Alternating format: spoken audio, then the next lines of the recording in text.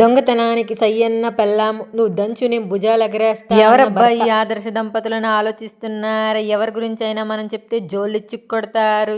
ఎవరి డప్పు వాళ్ళే కొట్టుకోవాలి. అప్పుడప్పుడు జాతిరత్నాల్లాగా ఆలోచిస్తూ ఉంటాను. చిన్నప్పుడైతే జాంకాయలు కోస్తూ దొరికిపోయానమాట. అలాగా ఇప్పుడు కూడా జాంకాయలు కొయ్యాలి, కాకపోతే దొరకకూడదు అని మా ఆయనకైతే చెప్పాను. ఈ మధ్య ఇది నేను కోరిక పెట్టుకున్నాను, తీరుస్తావా అంటే ఇది కూడా ఒక పెద్ద కోరిక, పద పోదాము అని చెప్పారనమాట. మేమున్న దగ్గర ఒక ఖాళీ సైట్లో జాన్ చెట్టు అయితే ఉందనమాట. కాకపోతే దానికి గేట్ ఉంది. ఎలాగైతే అలా అయింది. ఈరోజు జాంకాయలు దొంగలు ఇచ్చేయాలి అని గేట్ ఎక్కుతూ ఉన్నాను. గుండె అయితే డబ్బా కొట్టుకుంటూ ఉంది. మా హస్బెండ్ అయితే నేను గోడ ఎక్కగానే కొంచెము అటువైపుగా వెళ్ళిపోయారనమాట.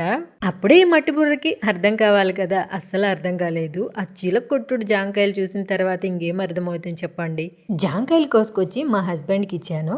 ఆయన తింటూ వెక్కిలిగా అమ్మ రోజమ్మ ఒక్కసారి తలపైకెత్తమ్మా అన్నారు. ఎత్తగానే సీసీ కెమెరా అమ్మ దీనమ్మ బత్తయ్య దీన్ని ఎలా మర్చిపోయాం మనము అనిపించింది.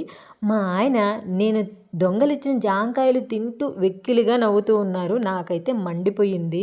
మేమున్న లేఅవుట్ గ్రూప్లో ఎక్కడ నా వీడియో పెడతారో అని చాలా భయపడ్డాను. అసలే 23 నుంచి 27 వరకు నా టైం బాగోలేదు.